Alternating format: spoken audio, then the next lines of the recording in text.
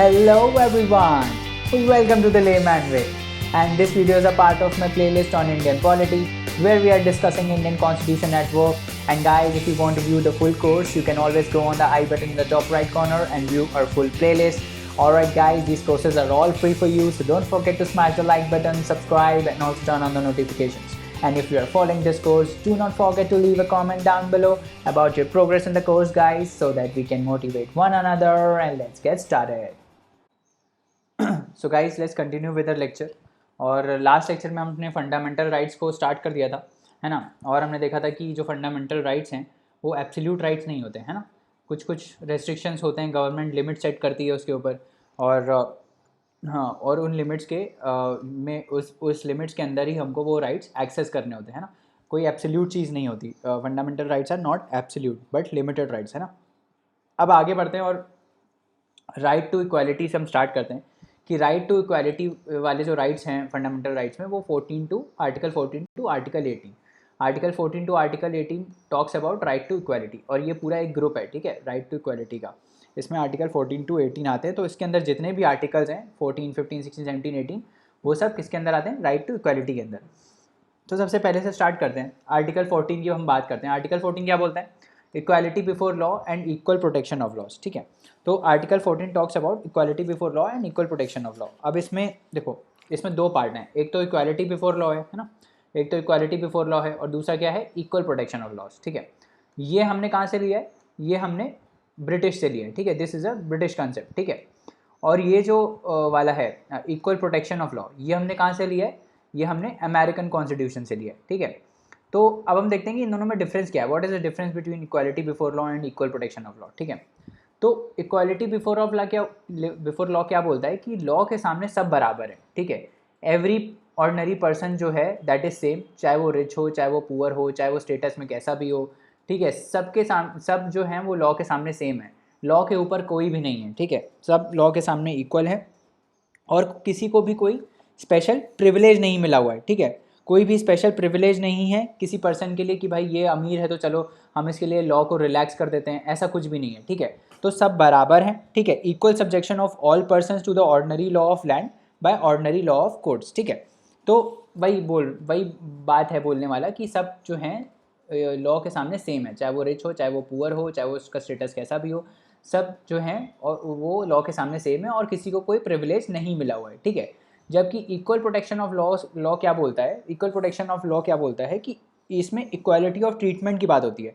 Equality of treatment under equal circumstances, ठीक है। चाहे वो प्रिविलेज मिल रहा हो, चाहे वो प्रिविलेज नहीं मिल रहा हो, ठीक है, दोनों का बात इसमें इंक्लूड होता है, ठीक है। तो इसका मतलब क्या है कि जैसे मान लो यार, जैसे एक रिच लड़का है, ठीक है। एक रिच लड़का है, वो यूपीएससी की तैयारी कर रहा है, ठीक है। तो उसको ज़्यादा फैसिलिटीज़ मिली हुई है ना, ऑब्वियसली उसको ज़्यादा फैसिलिटीज़ मिली हुई हैं। और एक जो स्ट्रीट लाइट के नीचे पढ़ रहा है, बहुत ही बेचारा गरीब है ना, और वो पढ़ रहा है, तो उसको बहुत ही कम फैसिलिटीज़ हैं। तो इसमें इक्वल प्रोटेक्शन ऑफ लॉ कैसे आएगा? गवर्नमेंट इसमें क्या करेगी? रिजर्वेशन दे देगी कि भाई चलो ठीक है, आप रिजर्वेशन लो, तब उसके बाद लेवल प्लेइंग फील्ड हो जाएगा, उसके बाद आप कम्पीट करो, ठीक है। तो सुप्रीम कोर्ट ने इसमें क्या बोला है? इक्वल प्रोटेक्शन ऑफ लॉ क्या होता है? ट्रीटिंग लाइक, मतलब जो लाइक है they should be treated alike. मतलब जो लाइक है, जैसे रिच हैं तो कंपटीशन आप रिच और रिच का करो, ठीक है। रिच लोगों में आपस में आप प्रिविलेज मत दो, बट रिच और पुअर जो है, ठीक है, तो पुअर को प्रिविलेज आप थोड़ा दे दो, ठीक है। और उसके बाद इक्वल सब्जेक्शन लगाओ लॉ का, ठीक है। तो सबका जो लॉ है, जो सबका राइट है, वो इक्वली प्रोटेक्टेड होना चाहिए, ठीक है। सिमिलर एप्लीकेशन होना चाहिए सेम लॉ का to all person who are similarly situated. मतलब जैसे कि जब मैं रिच लड़के की बात कर रहा था, तो ये जो रिच लड़का है, ठीक है, और एक और दूसरा रिच लड़का है, तो इनके लिए जो लॉ है वो सिमिलर एप्लीकेबल है, ठीक है, सेम लॉ एप्लीकेबल होगा। बट जो पुअर है उस पर सिमिलर एप्लीकेबिलिटी नहीं होगी लॉ की, ठीक है। उसके लिए थोड़ा रिलैक्सेशन हो सकता है, या उसको थोड़ा प्रिविलेज मिल सकता है, ठीक है। तो ये कहने का मतलब है इक्वल प्रोटेक्शन ऑफ लॉ का, ठीक है। तो ये अमेरिकन कंसेप्ट है, ठीक है, और ये अमेरिकन कंसेप्ट है, और ये ब्रिटिश कंसेप्ट है, ठीक है। और ये पॉजिटिव कंसेप्ट है और ये निगेटिव कंसेप्ट है। इसमें कोई वो क्राइटेरिया नहीं है कि पुअर है, रिच है, कोई मतलब नहीं है, सब पे सेम लॉ एप्लीकेबल होगा, ठीक है। और इक्वल प्रोटेक्शन ऑफ लॉ में इसमें प्रिविलेज दिया जाता है, जो गरीब वाला है उसको प्रिविलेज थोड़ा दे देंगे, है ना। तो ये एक पॉजिटिव कंसेप्ट है, ठीक है। इसको हम और डिटेल में डिस्कस करेंगे जब हम लक्ष्मीकांत का कोर्स पढ़ेंगे, बट अभी के लिए बस इतना याद रख लो। आर्टिकल 14 क्या है? Equality before law and equal protection of law, ठीक है। आर्टिकल 15 क्या बोलता है कि हम डिस्क्रिमिनेशन नहीं करेंगे, ठीक है। Prohibition on discrimination on the grounds only of religion, race, caste, sex और प्लेस ऑफ बर्थ, ठीक है। तो सिर्फ इन ग्राउंड्स पे हम प्रोहिबिशन नहीं, मतलब डिस्क्रिमिनेशन नहीं करेंगे, ठीक है। किसी को भी डिस्क्रिमिनेट नहीं करेंगे कि भाई आप एससी हो तो आप जाके बाहर दूर बैठ के पढ़ो, है ना, ऐसा कुछ नहीं होगा। सब जो हैं सबके लिए बराबर होगा, ठीक है। कोई भी सेक्स या जैसे ये वुमेन है, ठीक है, तो उसको मान लो कहीं एंट्री नहीं दे रहे हैं ना, किसी टेंपल में एंट्री नहीं दे रहे हैं, तो ऐसा नहीं करेंगे, ठीक है। सब पे बराबर बराबर एप्लीकेशन होगा, ठीक है। कोई डिस्क्रिमिनेशन नहीं होगा। बट ग्राउंड्स कौन से हैं? ओनली देख लेना, ओनली है ये ग्राउंड्स, मतलब सिर्फ रिलीजन, रेस, कास्ट, सेक्स और प्लेस ऑफ बर्थ का ही अगर कोई ग्राउंड होगा तो ही हम डिस्क्रिमिनेट नहीं कर सकते, ठीक है। अगर मैं बोलूँ रेजिडेंस पे हो सकता है क्या डिस्क्रिमिनेशन, तो हाँ हो सकता है रेजिडेंस पे डिस्क्रिमिनेशन, ठीक है। कोई जो स्टेट के लोग हैं उनको कुछ पर्टिकुलर प्रिविलेज मिल सकता है, हाँ मिल सकता है, क्योंकि residence is not mentioned in this grounds, ठीक है। तो मोटा मोटा आप ये याद रखो, आर्टिकल 15 किसके बारे में बात करता है? Prohibition on discrimination on grounds only of religion, race, caste, sex and place of birth, ठीक है। तो इन पे बात करता है, ठीक है। Equal access to shop, bathing guards and hotels, ठीक है। इसमें यही बोला गया था कि जो अनटचेबल्स की, जैसे पहले बात होती है ना कि जो अनटचेबल्स है उनको यहाँ पे जाने नहीं देते थे, जो वेल्स हैं उनसे पानी निकालने नहीं देते थे, उनका अलग टाइम रहता था कि उस टाइम पे जाके वो दूसरे वेल से निकालेंगे, इस टाइप का रहता था, ठीक है। तो वो हम नहीं करेंगे, ठीक है, वो हम नहीं करेंगे। एक ये बात हो गई, ठीक है। तो उनको बराबर एक्सेस देंगे, बराबर एक्सेस देंगे, ठीक है। फिर आर्टिकल 16 की बात करते हैं। आर्टिकल 16 क्या बात करता है? Equality of opportunity in public employment. अब जो पब्लिक एम्प्लॉयमेंट है, जैसे IAS है, IPS है, ये सब पब्लिक एम्प्लॉयमेंट है, ठीक है, इनमें सबको बराबर अपॉर्चुनिटी मिलेगा, ठीक है।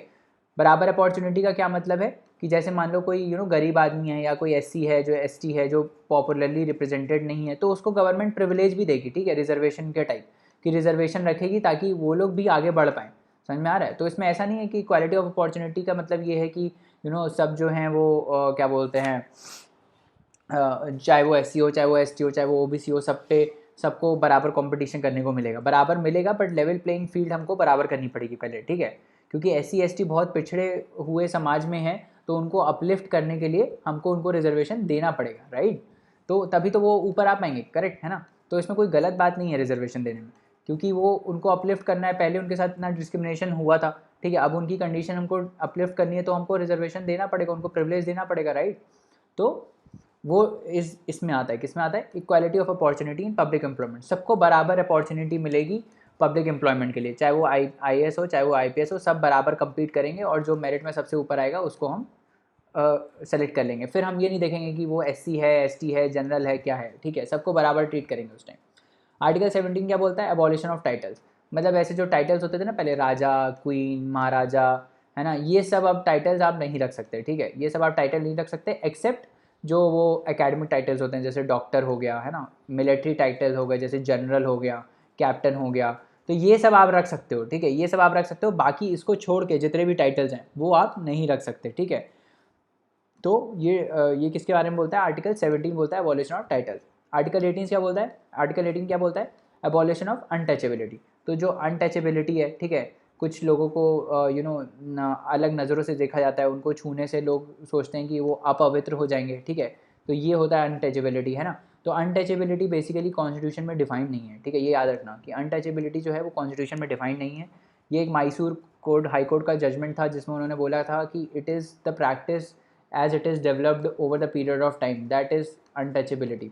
कुछ नहीं बोला उन्होंने, बोला जो प्रैक्टिस अभी सोशल डिसेबिलिटीज़ जो आ जाती है ना इन पर्टिकुलर कास्ट के लोगों को, कि भाई ये लोग परमिट नहीं करते कहीं जाने से, ये लोग जब पास आते हैं तो लोग मतलब ये इनको पास नहीं आने देते, तो दीज आर सोशल डेप्रीवेशंस जो इनके साथ होते हैं ना, तो ये सब प्रैक्टिस नहीं करेंगे, ठीक है, ये सोशल डिसेबिलिटीज़ हम इम्पोज नहीं करेंगे इनके ऊपर, ठीक है। दैट इज़ कॉल्ड मतलब that is was a abolition of untouchability, ठीक है। तो समझ में आया। इक्वालिटी ऑफ अपॉर्चुनिटी में हमने रिजर्वेशन का बात किया कि भाई सबको लेवल प्लेइंग फील्ड प्रोवाइड करेंगे ताकि पब्लिक एम्प्लॉयमेंट में सब भागीदारी निभा पाएँ, है ना, सबको इक्वल अपॉर्चुनिटी होनी चाहिए, ठीक है। तो और फिर हमने पहले क्या बात किया? Equality before law and equal protection of law. तो ये देखो, ये वाला जो है ये हो गया इक्वालिटी बिफोर लॉ, कि ये अगर लॉ है तो सब सेम है, चाहे वो छोटा हो, चाहे ऊपर हो, चाहे वो नीचे हो, सब सेम है, ठीक है। बट इसके लिए तो ये देखो डिस्क्रिमिनेशन हो गया ना, ये मैच देख ही नहीं पा रहा है ना। But equal protection of law talks about this कि भाई हम सारी फैसिलिटीज़ प्रोवाइड करेंगे, फिर लेवल प्लेइंग फील्ड प्रोवाइड करेंगे, और फिर आप सब देख पाएंगे, है ना। तो ये this is equal protection of law, सबका लॉ हम प्रोटेक्ट करेंगे, ठीक है। तो फिर दूसरे के बारे में हमने बात करी, डिस्क्रिमिनेशन ऑन ग्राउंड्स, कि भाई हम डिस्क्रिमिनेट नहीं करेंगे किसी को किसी भी ग्राउंड पे, चाहे वो ये किसी भी ग्राउंड नहीं, only on the grounds of religion, race, caste, sex and place of birth, ठीक है। चलो आगे बढ़ते हैं। अब preamble mentions two things about equality. अब इक्वालिटी में जो इक्वालिटी का कंसेप्ट है, राइट टू इक्वालिटी वाला, वो प्रीएम्बल में भी मेंशनड है। प्रीएम्बल क्या बोलता है? Equality of status and equality of opportunity के बारे में बात करता है ना। इक्वालिटी का एक प्रोविजन है उसमें कि it will ensure equality of status and equality of opportunity. तो स्टेटस का क्या मतलब है? स्टेटस का मतलब जैसे रिच और पुअर हो गया, या जॉब प्रोफेशन वाला स्टेटस हो गया, ठीक है। तो हम सारे प्रोफेशंस को बराबर ट्रीट करेंगे, चाहे वो प्लम्बर हो, चाहे वो वेटर हो, चाहे वो डॉक्टर हो, चाहे वो इंजीनियर हो, ठीक है। कैसा भी स्टेटस हो किसी का, सब बराबर है, ठीक है। और अपॉर्चुनिटी का मतलब क्या है? अपॉर्चुनिटी का मतलब है कि हम सबको बराबर अपॉर्चुनिटी देंगे ग्रो होने के लिए, चाहे वो अमीर हो चाहे वो गरीब हो, ठीक है। चाहे वो हिंदू हो चाहे वो मुस्लिम हो, सबको बराबर अपॉर्चुनिटी मिलनी चाहिए। किसके लिए? डेवलपमेंट के लिए, ठीक है। वो अपना ताकि सेल्फ इम्प्रूवमेंट कर पाए, सबको बराबर अपॉर्चुनिटी देंगे, ठीक है। ये मतलब था। Equality of opportunity means that all section of society enjoy equal opportunity, है ना। सारे सेक्शंस, चाहे वो कोई भी हो इनमें से, सारे सेक्शंस जो है वो इक्वल अपॉर्चुनिटीज़ को एंजॉय करेंगे, ठीक है। ये हो गया। आर्टिकल 16 का एक क्लॉज 4 है that talks about nothing in this article shall prevent the state from making any provision for the reservation of appointments और post in favour of any backward classes of citizens which in the opinion of the state is not adequately represented in the services under the state। क्या मतलब है? जो हमने ये पढ़ा था ना article 16 equality of opportunity in public employment, जो मैं बता रहा था कि जो बैकवर्ड क्लासेज हैं, ठीक है, SCs, STs, OBCs, इनके लिए स्टेट जो है वो रिजर्वेशन का प्रोविज़न रख सकता है ताकि उनका जो उनका जो रिप्रेजेंटेशन है सर्विसेज में वो बना रहे और वो मतलब इम्प्रूव हो, है ना। तो ये डिस्क्रिमिनेशन नहीं होगा। ये इसमें आप ये नहीं बोल सकते कि यार इक्वालिटी ऑफ अपॉर्चुनिटी होना चाहिए तो ये आप रिजर्वेशन क्यों रख रहे हो, किसी को फेवर क्यों कर रहे हो, है ना। ये आप नहीं बोल सकते, ठीक है। तो ये स्टेट कर सकता है क्योंकि उनका एडिक्वेट रिप्रेजेंटेशन नहीं है, ठीक है, ताकि उनको एक लेवल प्लेइंग फील्ड प्रोवाइड करे ताकि वो भी कम्युनिटी ग्रो कर पाए साथ में, ठीक है। तो ये मतलब है। फिर दूसरे पे आ जाते हैं, क्या बोलता है? Right to freedom. Right to freedom किसके बारे में बात करता है? आर्टिकल 19 टू आर्टिकल 20, ठीक है। तो article 19 talks about right to freedom of speech expression, है ना। Right to freedom of speech expression, belief, faith, worship, ये सब के बारे में बात करता है ना। फिर right to move, right to settle, right to freedom, है ना, right to practice any profession, ये सब किस में आता है? ये सब आपका इसी में आता है, क्या बोलते हैं, आर्टिकल 19 में आता है, करेक्ट। राइट टू असेंबली, ये सब भी आता है ना। तो सबसे पहले तो हम ये बात करते हैं कि लिबर्टी का मतलब क्या होता है। क्वेश्चन पूछ लिया था 2000 किसमें 19 में पूछा था शायद, what do you mean by liberty, या 2020 में पूछा है, नहीं 2019 में पूछा है कि लिबर्टी का मीनिंग क्या है, आपके लिए लिबर्टी क्या है, ठीक है। तो liberty means the freedom of thought, expression and action. It does not mean freedom to do anything that one desire, ठीक है। और उसमें एक ऑप्शन ये भी था कि it is having the opportunity to develop one self, कि सबके पास अपॉर्चुनिटी होनी चाहिए, मतलब सबके पास इतना फ्रीडम होना चाहिए कि वो अपने आप को डेवलप कर सकें, है ना, पर्सनल डेवलपमेंट उनका हो सके, ठीक है।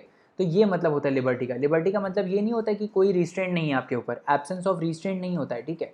लिबर्टी का मतलब ये नहीं होता है कि आप कुछ भी चाहो वो कर लो, ठीक है। तो ये मतलब नहीं होता लिबर्टी का। लिबर्टी का मतलब ये होता है कि आपके पास इतनी अपॉर्चुनिटी है, इतनी फ्रीडम है, इतना freedom of thought, expression and action है कि आप जाके अपने आप को डेवलप कर पाओ, ट्रूली डेवलप कर पाओ, ठीक है। दैट इज़ कॉल्ड लिबर्टी, ठीक है। अब आर्टिकल 21 किसके बारे में बात करता है? Article 21 talks about protection of life and personal liberty, है ना। लाइफ और पर्सनल लिबर्टी को प्रोटेक्ट करता है कौन सा आर्टिकल? आर्टिकल 21।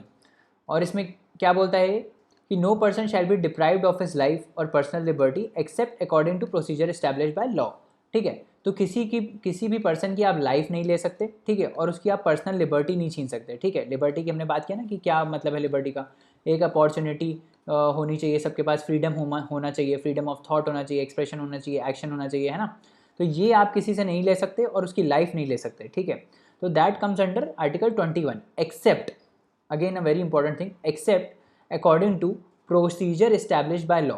मतलब कि मैं लॉ बना के, पार्लियामेंट कोई लॉ बना के आपकी लाइफ और पर्सनल लिबर्टी ले सकता है, ठीक है। ऐसा ओरिजिनली कॉन्स्टिट्यूशन में था, ठीक है। ऐसा ओरिजिनली कॉन्स्टिट्यूशन में था कि जो पार्लियामेंट है वो लॉ बना के आपकी पर्सनल लाइफ और लिबर्टी ले सकता है, ठीक है। पर बाद में क्या हुआ, सुप्रीम कोर्ट के जजमेंट्स आए और उन्होंने बोला कि नहीं ये गलत है ना। अगर कोई आर्बिट्ररी लॉ होगा तो उसको हम अनकॉन्स्टिट्यूशनल डिक्लेयर कर देंगे, ठीक है। आप ऐसे ही जुडिशियल रिव्यू का कंसेप्ट आया था ना उसके बाद, कि आप ऐसे ही किसी का पर्सनल लाइफ एंड लिबर्टी नहीं ले सकते, ठीक है। कि आपने लॉ बना दिया और लॉ बना दिया और लॉ फॉलो हो रहा है तो आपने कर दिया, आपने लाइफ और लिबर्टी ले लिया, ऐसे आप नहीं कर सकते, ठीक है।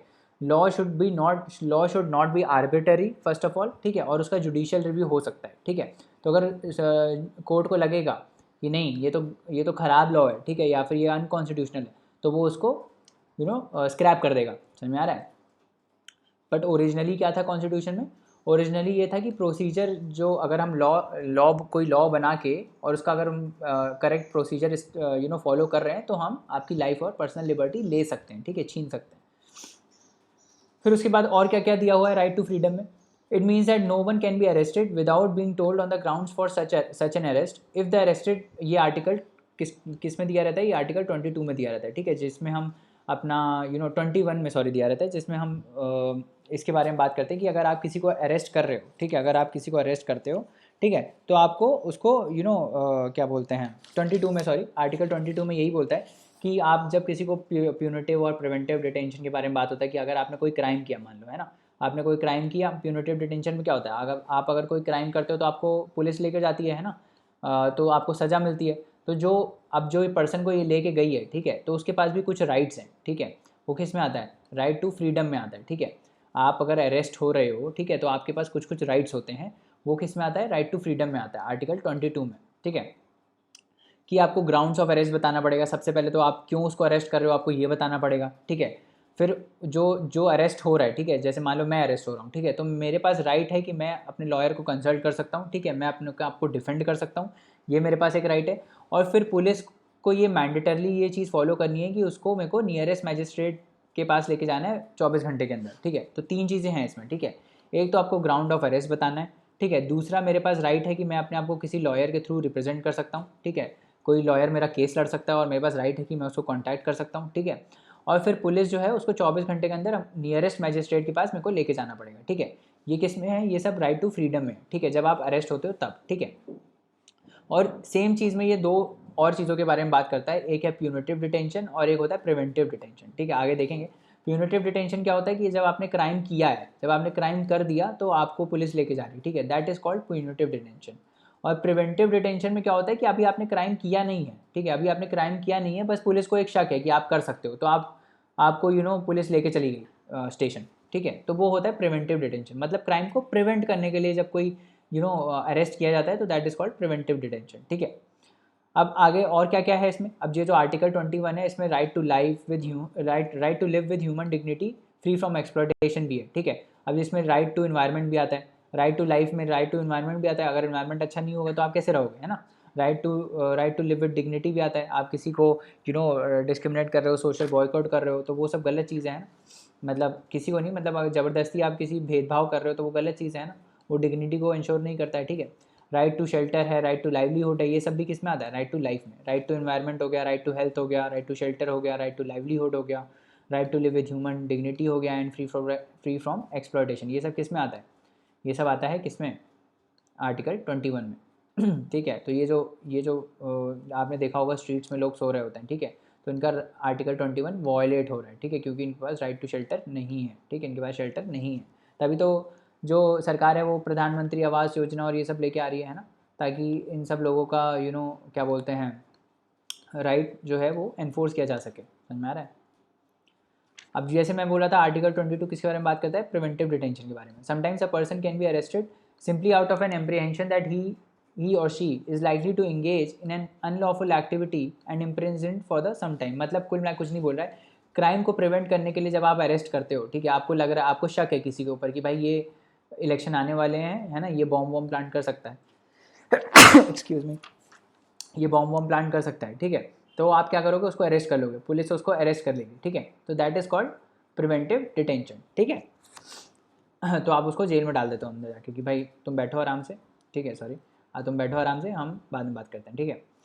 अब इसमें क्या है कि आप मैक्सिमम 3 महीने के अंदर 3 महीने तक ही डिटेन कर सकते हो, किस में, प्रिवेंटिव डिटेंशन में।